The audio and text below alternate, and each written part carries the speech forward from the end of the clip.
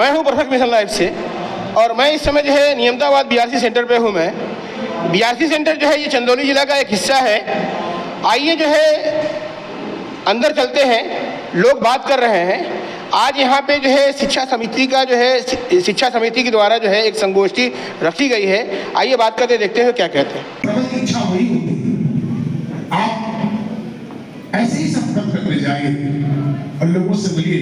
बच्चा ठीक ठाक है ना, पढ़ाई में ठीक होता ना, बच्चा ठीक से पढ़ा था ना, आप उसके बारे में पूछिए। वो कह रहे गली बदल लाए, पहले ही बतावा छोड़ा चिंटू पढ़ाई ठीक से कर दो ना, विद्यालय जाने नहीं जाना, विद्यालय भेजिए जरूर। विद्यालय बहुत बढ़िया बनवा दिए, रंग करा दिए थे।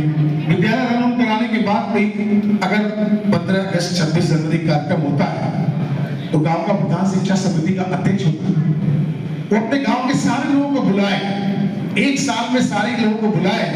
बुलाने के बाद उनके उत्तम कुर्सी लगा के बैठने की व्यवस्था करें, उनके लिए एक समोसा और एक लड्डू अपनी तरफ से प्रबंध करे शिक्षा समिति का अध्यक्ष होने के नाते, और उनसे कहे कि हमारे गांव में हमने विकास बेशक थोड़ा कम किया, लेकिन गांव के बच्चों को शिक्षा से लवरेज करने का मैंने पूरा प्रयास किया। आगे मैं प्रधान रहूं न रहूं मुझे कोई फर्क नहीं पड़ता, लेकिन मैं पढ़ लिख के आया हूं तो मैंने उसी को प्रायोरिटी के आधार पर रखा। आप यकीन करिए, आपको चुनाव में आज का जो दिवस है वो एक संगोष्ठी, इस संगोष्ठी उन्मुखीकरण के लिए आज आयोजित किया गया है। बहुत सारे विषय, बहुत सारे ऐसी बातें मैं आपके बीच में नहीं करना चाहता, सीधे सीधे बस एक दो बातें कर रहा है। जब कभी कुछ कहने के लिए कहा जाए तो उन चीजों को सलीकेदार ढंग से कहने की एक पद्धति होनी चाहिए। कहने में आक्रोश झलकना नहीं चाहिए।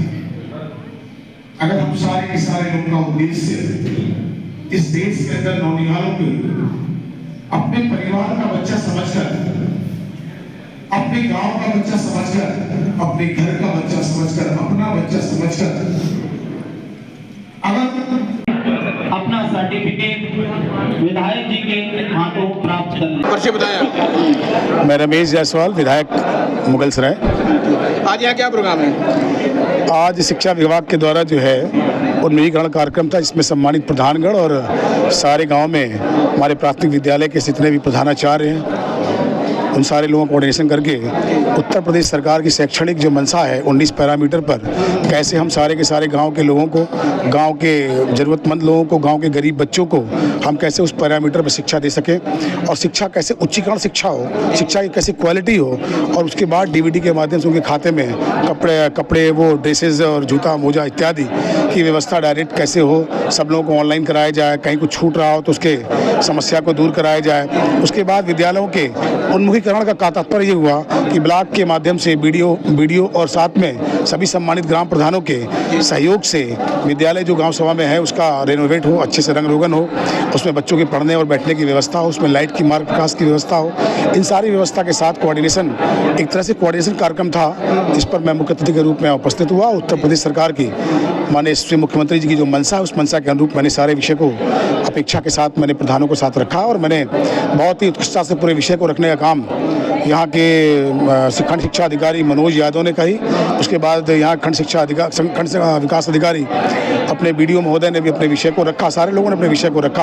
हम सारे लोगों का अंतिम उद्देश्य यही था कि देश के यशस्वी प्रधानमंत्री जी के जो सपने हैं कि बच्चे नौनिहालों के जीवन में शिक्षा कैसे विकसित रूप से उनके जीवन में आए, उनका व्यक्तिगत जीवन विकास कैसे हो, गाँव के गरीबों को शिक्षा से कैसे जोड़ा जाए, इन सारे विषयों का जो लक्ष्य, उस लक्ष्य में उत्तर प्रदेश सरकार की मंशा के अनुरूप एक जनप्रतिनिधि होने के नाते मैंने सारे लोगों से विनम्रतापूर्ण तरीके से आह्वान किया। गांव प्रधानों से भी उसमें सहयोग की अपेक्षा मैंने की और साथ ही साथ सभी गांव में प्राथमिक विद्यालयों के प्रधानाचार्य सारे लोगों से मैंने अपेक्षा की कि कैसे किसी स्तर पर भी जाके उत्तर प्रदेश सरकार की मंशा को फलीभूत करने का प्रयास करेंगे और एक उत्तम प्रदेश बनाने में शैक्षणिक व्यवस्था, शैक्षणिक विधा से लवरेज प्रदेश हो और ये उत्तर प्रदेश का नौनिहाल भारत का भविष्य तय करे, इसके हिसाब से हम सब लोगों ने आज गोष्ठी की थी।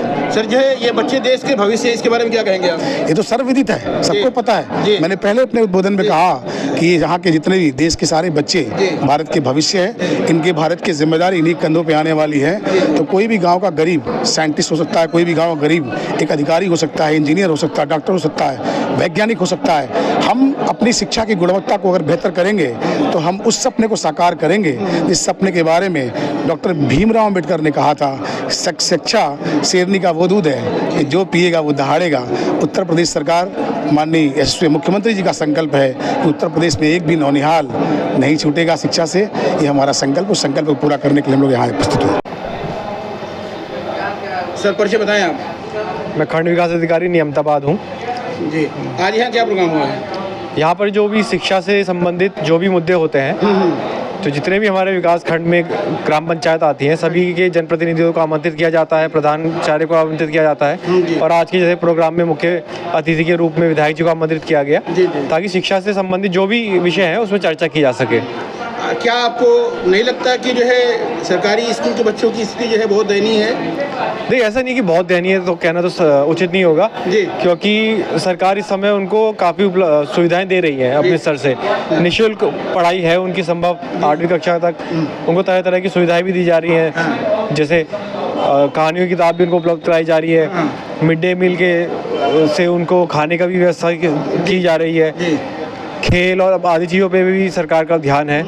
तो ये कहना कि स्थिति तो अभी उसमें बढ़ोतरी हो रही है, स्तर बढ़ता जा रहा है, तो आगे ही प्रयास रहेगा कि इसे और अच्छा किया जाए। आप जो है स्कूल में जाके देखेंगे तो बच्चे जो है कोई नहा के नहीं आया है, कोई जो है जैसे तैसे जो है कपड़ा बेढंग है, बेतरतीब है, क्या कहेंगे इसके बारे में? क्या नहीं लगता कि जो है वास्तव में जो है बहुत बड़ी कमी है?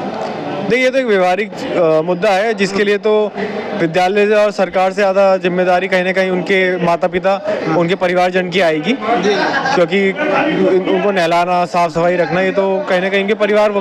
पर ऐसा नहीं दिखता हमको। हम भी जब विद्यालय में जाते हैं निरीक्षण करने, तो हम पूछते हैं कौन बच्चे नहा के नहीं आए, हाथ खड़ा करिए। तो अगर 150 बच्चे हैं तो मात्र 3-4 का ही हाथ ऐसा होता है, कोई कारण होता है, बीमार हो गए कुछ। पर अब लोग जागरूक हो रहे हैं, उसके प्रति जागरूक हो रहे हैं अब लोग। वो भी चाहते हैं, अब डीबीटी के माध्यम से उनको पैसा भी दिया जा रहा है कि यूनिफॉर्म खरीद दी जाए, तो वो ये चीज़ बदलाव आ रहा है कि वो अच्छे से अच्छा कपड़े पहन के आए। जी, स्कूल में जब आप जाके देखेंगे ना, जो है टीचर कहीं और है, बच्चे कहीं और है, ये सब जो है अक्सर करके देखने को मिलता है। आप देखिए जो है पूरे अगर मुगलसराय की बात करें तो आप देखेंगे तो जो है ये सब स्थिति बनी है। इसके बारे में अगर इस तरह का जो है, अगर ऐसी कंडीशन, इसमें सुधार के लिए क्या गुंजाइश है? देखिए, पहली बात तो ये है कि हमारे यहाँ स्टाफ की शॉर्टेज रहती है, तो ये कहना कि टीचर का यहाँ बच्चे, ऐसा नहीं होता। दूसरी बात ये होती है कि टीचर की बहुत ज़्यादा तमाम जिम्मेदारियाँ होती हैं जिनको पेरेंट्स या आप लोगों को शायद इसकी जानकारी नहीं होती।